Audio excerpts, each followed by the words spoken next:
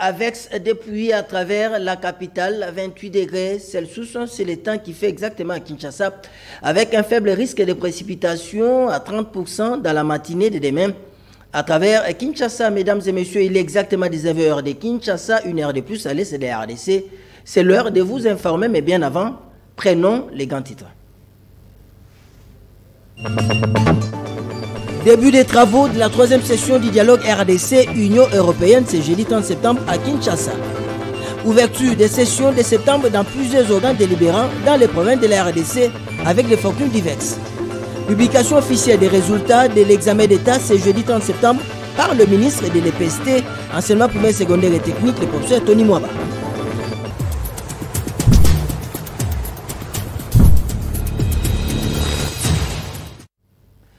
À Kinshasa, nous prenons la direction du boulevard du 30 juin de la commune de Lagombe à l'hôtel du gouvernement. Tout à l'heure, le Premier ministre, chef de l'exécutif national, Jean-Michel Samalou Kondé Kyenge, a donné le go des travaux de la troisième session du dialogue politique RDC, Union européenne, axée sur 3 dimensions, sécuritaire, politique et économique. On fait le point avec Sylvie Fortuné-Mboulanguma, James Katamboachoka.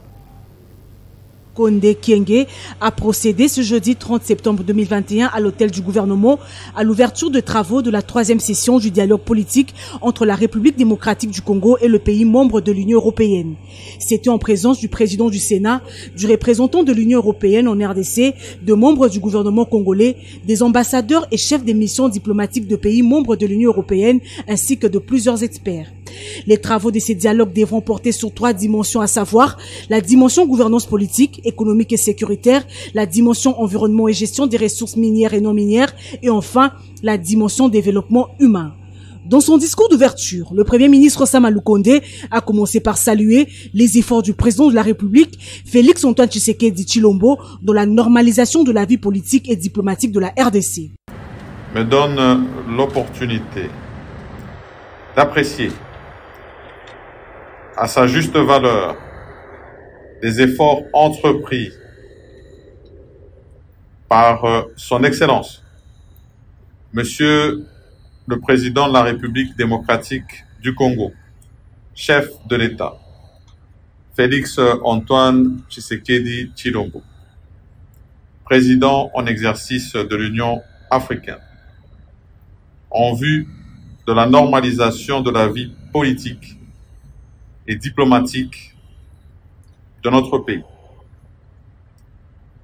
C'est depuis son ascension à la magistrature suprême que la conduite de notre diplomatie a été soumise à une épreuve des contacts avec les pays membres de l'Union européenne, et ce, par des visites d'État qui s'inscrivent tout naturellement dans le droit chemin de faire sortir notre pays de l'isolement politique et diplomatique. Le cas échéant, les relations séculaires avec les partenaires traditionnels des pays membres de l'Union européenne. Pour le Premier ministre, ces relations diplomatiques ont vocation de renforcer le partenariat entre divers secteurs de la vie nationale. Le chef du gouvernement dit par ailleurs souhaiter que ces échanges fructueux entre partenaires investis au dialogue puissent viser la recherche d'une plus-value, comme c'est stipulé dans les accords de Cotonou. Le chef du gouvernement a aussi salué la coopération entre la RDC et les institutions financières internationales, une des raisons qui les pousse à soutenir la tenue des 7 troisième éditions du dialogue politique entre la RDC dossier et l'Union européenne. Le Premier ministre a aussi évoqué les questions sécuritaires du pays qui préoccupent au plus haut point son gouvernement.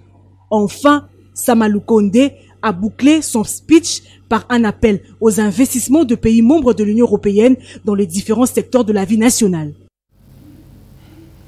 Autre chose à présent peu convaincant hier, à travers la représentation nationale, Augustin Kibassa Maliba, ministre des Postes et Télécommunications, Nouvelles Technologies de l'Information et la Communication, a obtenu et demandé 48 heures pour répondre aux préoccupations des honorables députés sur la taxe RAM, registre d'appareils mobiles sur toute l'étendue de la République démocratique du Congo. Ici à la rédaction, Patrick Polidon Gazami revient sur la plénière mouvementée d'hier au Palais du Peuple.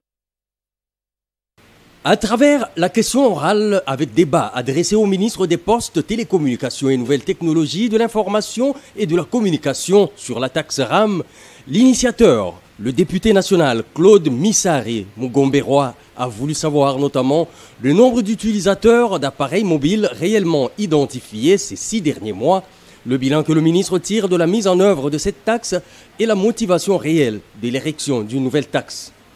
En réponse à ces questions, le ministre Kibassa a plutôt présenté un bilan positif et des avantages de cette taxe qui a permis de collecter au bas mot 25 millions de dollars au profit du trésor public.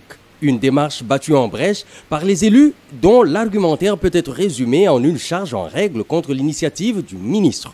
C'est tout Congolais qui est victime de cette taxe.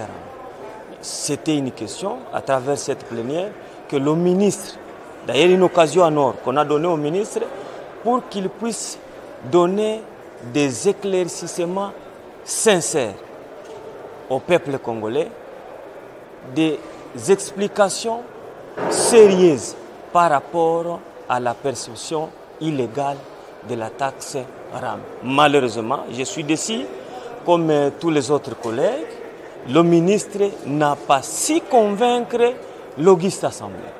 La RAM, c'est une escroquerie de plus contre la population congolaise. Parce qu'on ne peut pas avoir une taxe qui n'a ni soubassement légal et qui doit être imposée à la population. Ça, c'est inacceptable pour les élus du peuple que nous sommes. Nous ne sommes pas satisfaits de ces réponses parce que dans tout ce qu'il a dit, il n'y a rien qui justifie cette taxe. Pour Léon Nembalemba, cette taxe qu'il a lui-même qualifiée d'illégale et d'illégitime doit être retirée et les frais collectés de manière indue sur le dos des Congolais remboursés. D'autres intervenants, les plus intransigeants, des 75 qui ont demandé la prise de parole, ont appelé à la démission de l'auteur de ce qu'ils ont qualifié de forfaiture et d'escroquerie à ciel ouvert. Le ministre, qui s'est dit choqué par les allégations des élus nationaux, a sollicité et obtenu 48 heures pour répondre à leurs préoccupations. Il convient de souligner que dans sa présentation, le ministre Kibassa a soutenu que la taxe RAM vient en appui à la gratuité de l'enseignement de base qui représente un des piliers du projet de société du président de la République Félix-Antoine Tshisekedi et que plus de 38 millions d'appareils ont déjà été enregistrés et identifiés, dont 26 millions d'appareils 2G et plus de 11 millions d'appareils mobiles 3 et 4G.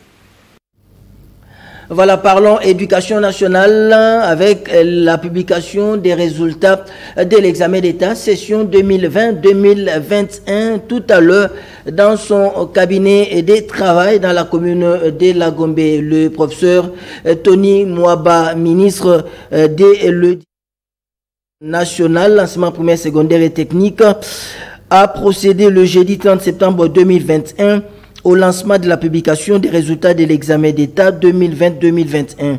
Contrairement aux années précédentes, la publication des résultats a commencé à la province du Haut-Katanga, dans l'ex-Grand Katanga. Kinshasa, capitale de la RDC, sera la dernière sur la liste des provinces dont les résultats seront connus ultérieurement. Restons toujours au niveau de l'éducation nationale. Ici à la rédaction, Patricia Ndongo et Pati Mbouzi ont interrogé les parents sur la rentrée scolaire qui est bientôt fixée pour le 4 octobre de l'année en cours. On suit ces reportages. Les écoliers vont reprendre le chemin de l'école ce lundi 4 octobre 2021 sur l'ensemble du pays. À quelques heures de la rentrée des classes, certains parents rencontrés au centre-ville affirment qu'ils ne sont pas prêts à envoyer leurs enfants à l'école ce lundi 4 octobre. Car, disent-ils, toutes les conditions ne sont pas encore réunies. Les gens ne sont pas bien préparés parce que cette fois-ci, la rentrée scolaire devient vraiment un problème. Parce que même si vous allez marcher un peu, voir ce qui se passe au grand marché, comment est-ce que les mamans vendent des articles là, vous allez comprendre qu'il y a beaucoup de gens qui n'ont pas encore acheté des outils importants pour la scolarité.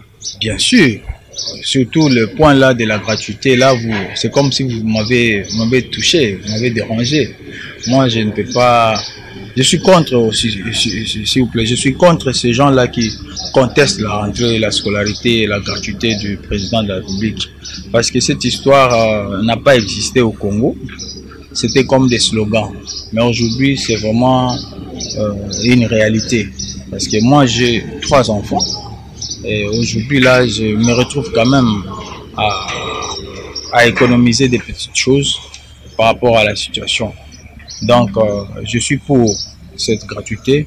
Il faudrait que cette gratuité soit effective partout. D'autres se plaignent aussi de la durée réduite de vacances. Cette situation ne les a pas permis de bien se préparer en conséquence.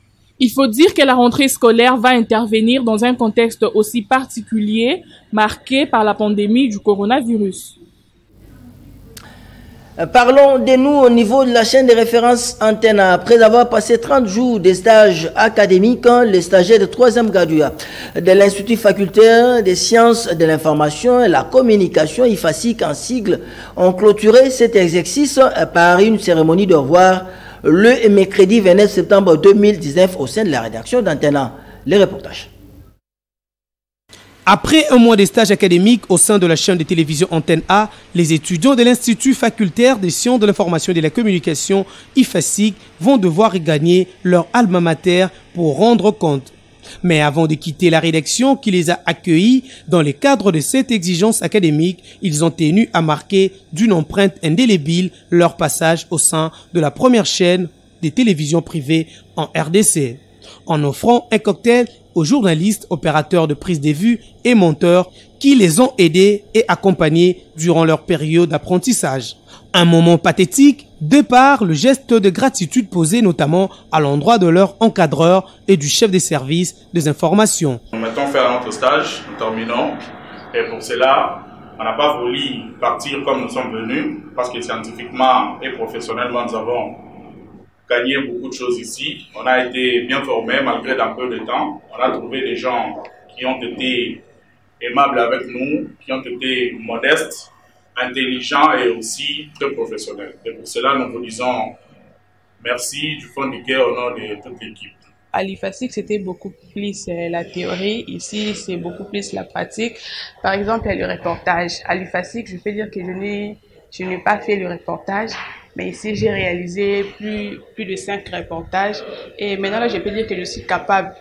Autant ils auront bénéficié de la disponibilité et de la rigueur de l'encadreur, autant la moisson sera bonne pour ces jeunes journalistes qui ont devant eux l'espace, les temps et les opportunités pour accéder dans la cour des grands.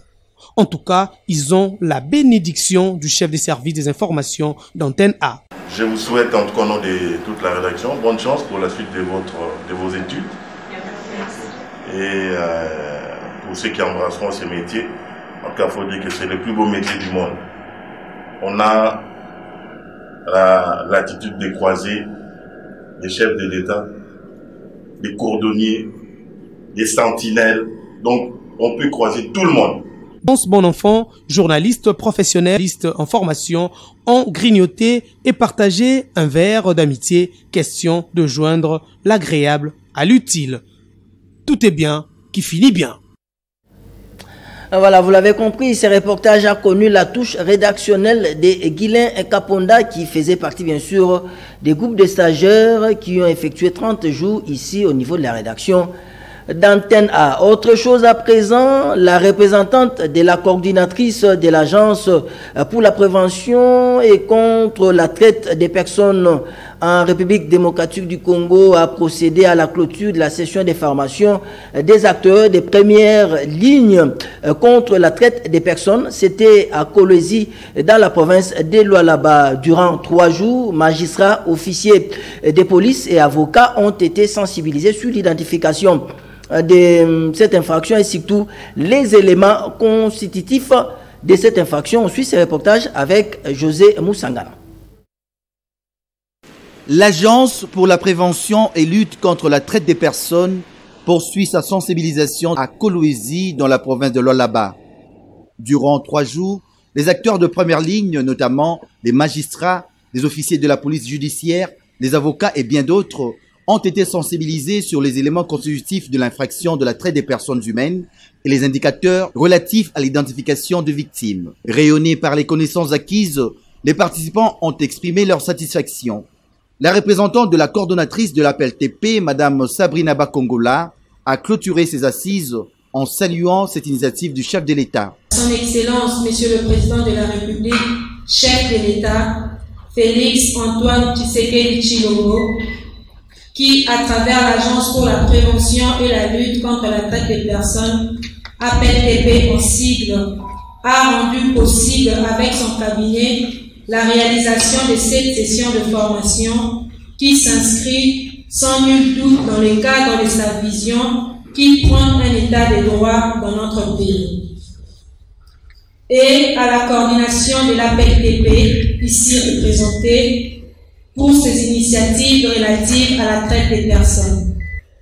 Nous conviendrons tous que la criminalité transnationale organisée reste l'un des domaines dans lequel une collaboration soutenue est absolument nécessaire si nous voulons enrayer la menace croissante qu'elle fait peser sur l'ordre public. Madame Sabrina Bakongola a par ailleurs demandé au gouvernement congolais d'accélérer l'examen de l'avant-projet de loi sur la traite des personnes aux fins de sa transmission urgente au Parlement.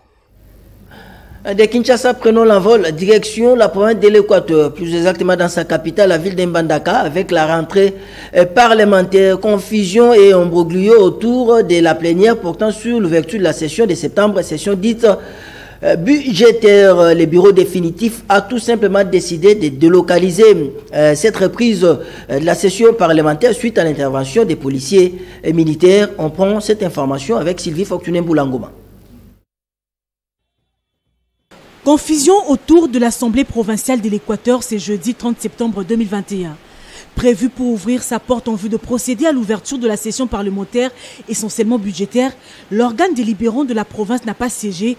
Raison, l'exécutif provincial a intimé l'ordre au service de la police nationale congolaise et aux policiers militaires d'empêcher les honorables députés majoritaires d'accéder à l'hémicycle pour accomplir leur devoir constitutionnel. Vu l'impossibilité pour les députés de siéger valablement dans leur siège habituel qui abrite leurs travaux, le bureau définitif a décidé de délocaliser la tenue de leur séance plénière dans un autre lieu et ce conformément à l'article 3, alinéa 2 de leur règlement intérieur. J'invite les collègues députés provinciaux de l'Équateur à l'unité, à la promotion des intérêts de notre province en lieu et place des intérêts personnels qui ne peuvent nullement permettre le développement. C'est ici l'occasion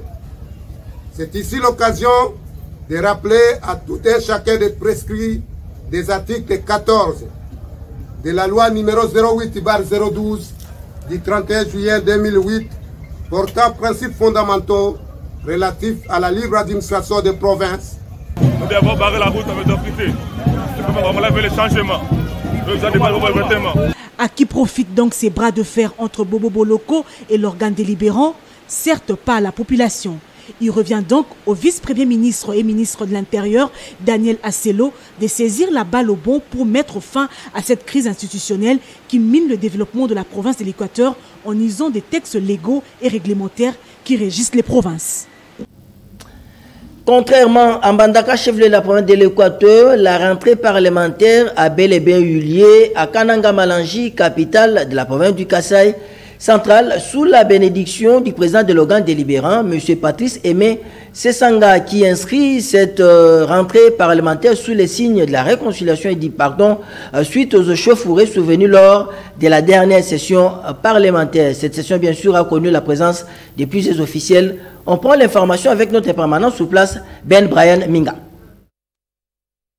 Sur ce, je déclare ouverte la session ordinaire de septembre 2021. Je vous remercie.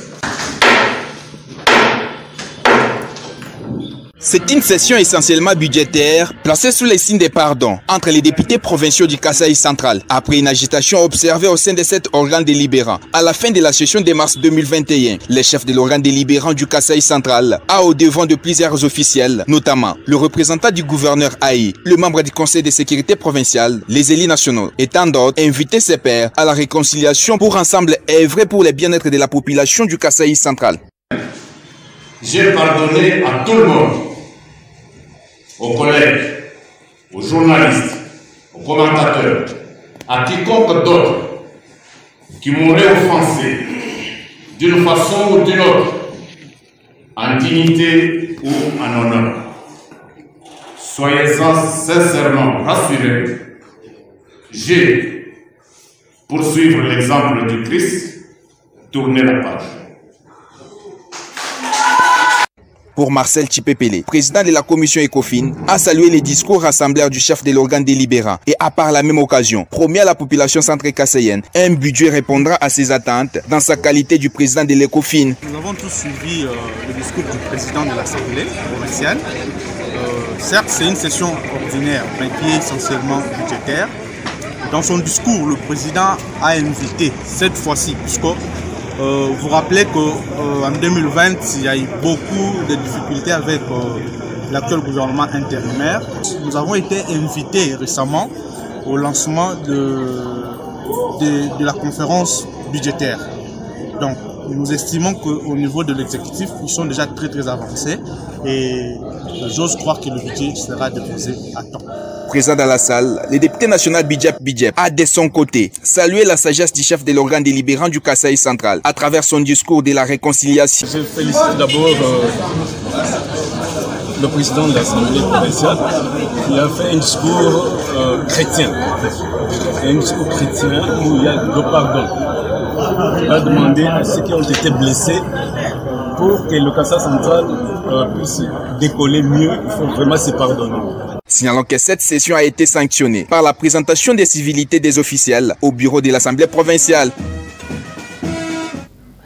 Un retour à Kinshasa, capitale de la RDC. La route Kimwenza vers Mbole et Zo au quartier Yolo Sud risque de disparaître bientôt sur la carte géographique de la ville-province de Kinshasa. La raison principale est l'arrêt des travaux. Les usagers ainsi que les riverains lancent un SOS à l'endroit des autorités politico-administratives pour la reprise des travaux.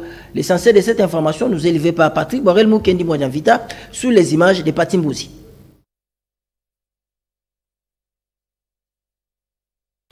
La route Kimwenza, dans son tronçon compris entre l'avenue Mbolé et Ezo, précisément au quartier Yolo Sud, dans la commune de Kalamou et dans les oubliettes. Les lancements des travaux n'étaient qu'un trompe-l'œil. Ça et là, sable, plastique, eau stagnante, dégageant des odeurs pestilentielles au grand désarroi des passants et habitants des Yolo, connus sous les sobriquets de Dallas, coin de l'homme de Mbongue et Voloko Joker. Pour circuler, les motards, communément appelés Wewa, font les forcings sur les dalles et avenues voisines pour s'effrayer un chemin, avec des risques, bien sûr. La saison de pluie a déjà commencé, donc cette route pourrait ressembler à Niragongo et pourtant le volcan n'est pas passé par là. Mais les matériels de réhabilitation des entreprises congolaises, oui. La saison de pluie est là, mais rien n'est fait. Nous voulons voir cette route revêtir sa plus belle robe d'antan.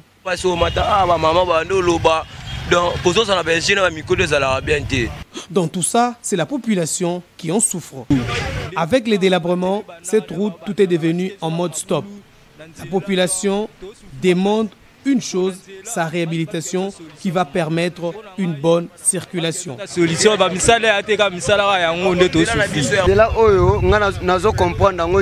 Rouler sur cette avenue est un véritable chemin de croix. Les motards perdent leurs pneus. Le gouvernement de Warriors doit réveiller l'hôtel de ville qui somnole au lieu de travail. Un sage a dit, où passe la route, le développement suit toujours. Mais à Kinshasa, cet adage est toujours incompris. Janon Kassa, Pati Mbouzi, pour le compte de la rubrique Actualité vue par les autres, sont allés interroger les journalistes Thierry Kassonga de la Radio 7 émettant depuis Kinshasa, capitale de la RDC, qui évoque l'actualité débattue au sein de cette rédaction Actualité vue par les autres.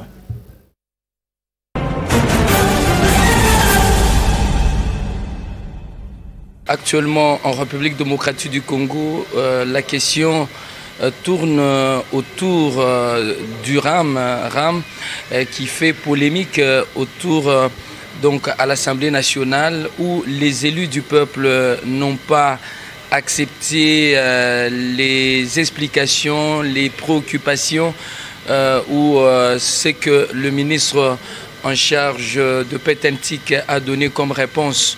Pour les élus du peuple, il faut carrément supprimer et enlever RAM en République démocratique du Congo. Il faudrait que désormais qu'on puisse donc pas même suspendre, on demande de supprimer donc immédiatement RAM parce que selon les élus du peuple, RAM est en train de traumatiser, de déranger les petits peuples qui a besoin encore de trouver l'eau à boire, qui cherchent encore l'électricité dans la maison.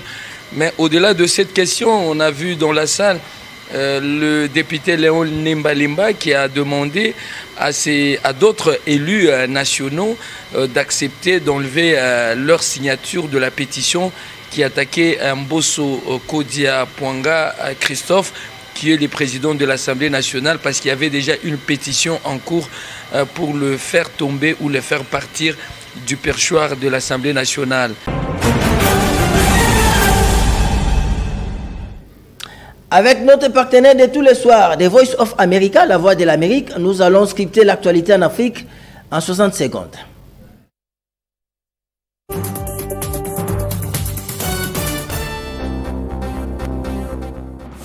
Au Soudan, un groupe djihadiste peu connu a revendiqué mercredi l'assassinat de 6 membres des forces armées lors d'une perquisition à Khartoum, acte initialement attribué par le renseignement à une cellule de l'organisation État islamique. Au Mozambique, des centaines d'enfants dans le nord ont été enlevés par des djihadistes, puis entraînés dans des camps pour devenir des combattants et rejoindre leur rang, a dénoncé mercredi l'ONG Human Rights Watch. En Tunisie, le président Kais Saïd a nommé pour la première fois une femme au poste de Premier ministre. Najla Bouden a été chargée de former un gouvernement dans les plus brefs délais, 2 mois après le limogeage du précédent cabinet. En Afrique du Sud, un rapport accablant sur la corruption au ministère de la Santé demande l'inculpation d'un ancien haut responsable et des sanctions contre l'ex-ministre de la Santé, Zweli Mkhize. Monsieur Mkhize aurait détourné l'argent des contrats publics qui devaient financer des campagnes de sensibilisation pour lutter contre la pandémie de Covid-19.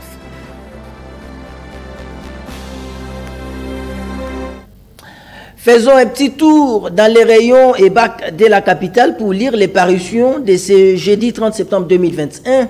La revue de presse, lecture, commentaire, Patrick Polidor, Raziami.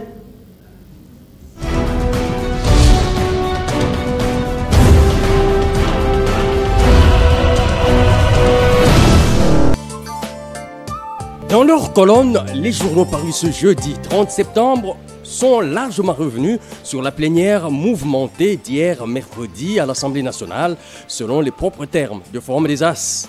Les pros et les anti-RAM se sont empoignés car le ton a été sec et sévère et beaucoup de choses ont été dites et entendues. À l'hémicycle, indique le quotidien, la plénière s'est déroulée dans un climat de très haute tension avec plusieurs séquences d'incidents. À la base, la question orale avec débat, initiée par le député Claude Missaré autour de la problématique du registre des appareils mobiles RAM. Plus concrètement, écrit l'avenir, il était question pour le ministre des Postes et NTIC, Augustin Kibassa, de répondre aux questions. Combien d'utilisateurs d'appareils mobiles avez-vous enregistrés durant les 6 derniers mois?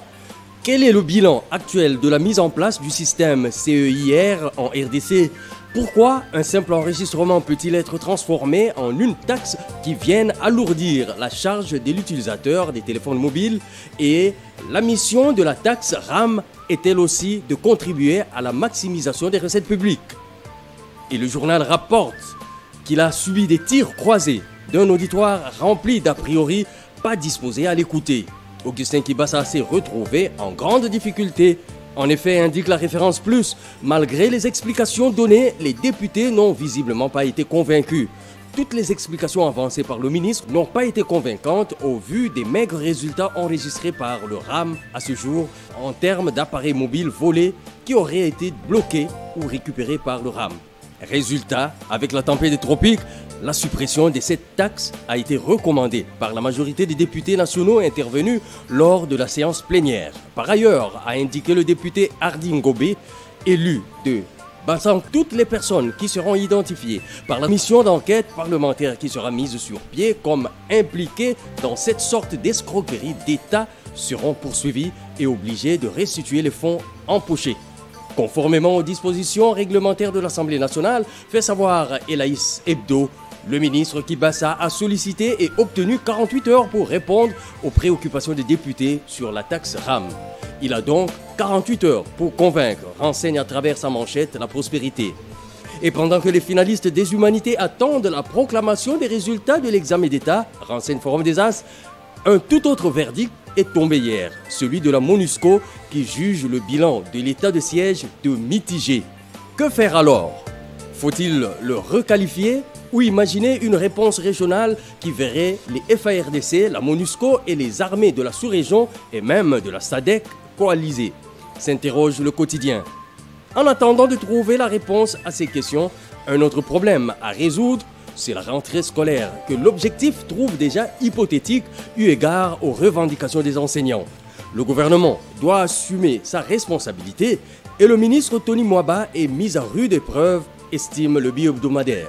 Enfin, l'agence congolaise de presse revient sur l'interview du président de la République accordée à La Voix de l'Amérique pour mettre en évidence la réponse de ce dernier à la question lui posée sur l'apport de l'Afrique dans la stabilisation du climat. À propos, rapporte l'ACP, Tshisekedi a estimé que le continent noir mérite d'être payé pour ses atouts qu'il apporte dans la lutte contre le changement climatique, atouts qui peuvent constituer la solution à la lutte contre cette modification de l'équilibre thermique de la Terre.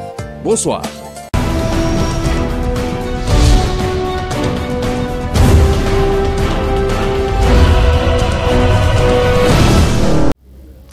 Fin de cette grande soirée informative, mais bien avant, on prend les rappels des titres.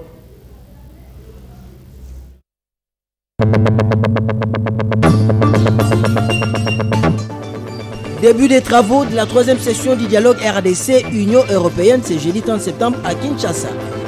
Ouverture des sessions de septembre dans plusieurs organes délibérants dans les provinces de la RDC avec des fortunes diverses. Publication officielle des résultats de l'examen d'État ce jeudi 30 septembre par le ministre de l'EPST, enseignement primaire, secondaire et technique, le professeur Tony Mwaba.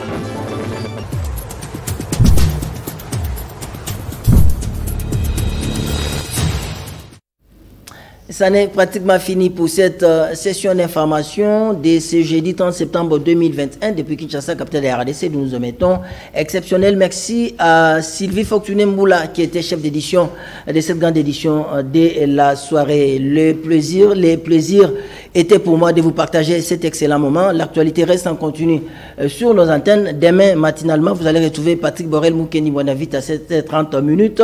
Et à 16h, Léline Ngala vous sera présenté par Lydia Elambo. Quant à moi, 19h juste, je serai là pour vous donner de la matière informative. Au revoir et à demain.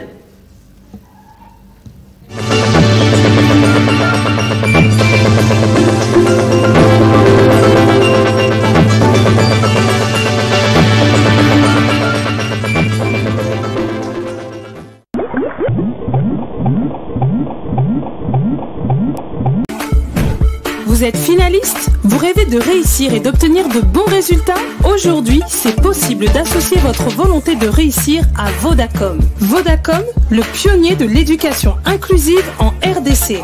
Souscrivez au service Exeta SMS Alert afin d'être le premier à être notifié par SMS lors de la publication des résultats. Envoyez par SMS Exeta au 42 203. Et à la publication des Exeta, avec 50 unités, recevez en temps réel les résultats de l'Exeta. Pour ce, envoyez un SMS au 42 202 en renseignant votre nom, votre école et votre numéro d'identification. Ce n'est pas tout. Obtenez plus que la moyenne en pourcentage à l'Exeta et tentez votre chance de bénéficier d'une bourse couvrant votre cursus universitaire où que vous soyez en RDC. Inscrivez-vous dès maintenant en composant étoile 42 211 dièse. Avec la technologie, ensemble, tout devient possible. Vodacom.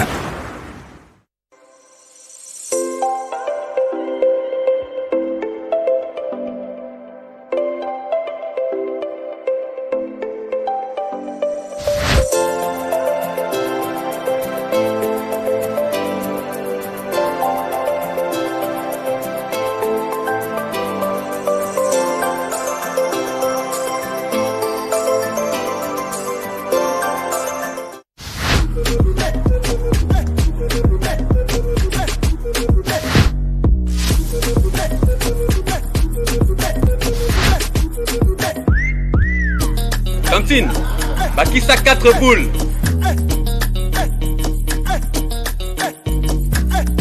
Assistante, Bakissa 2 boules.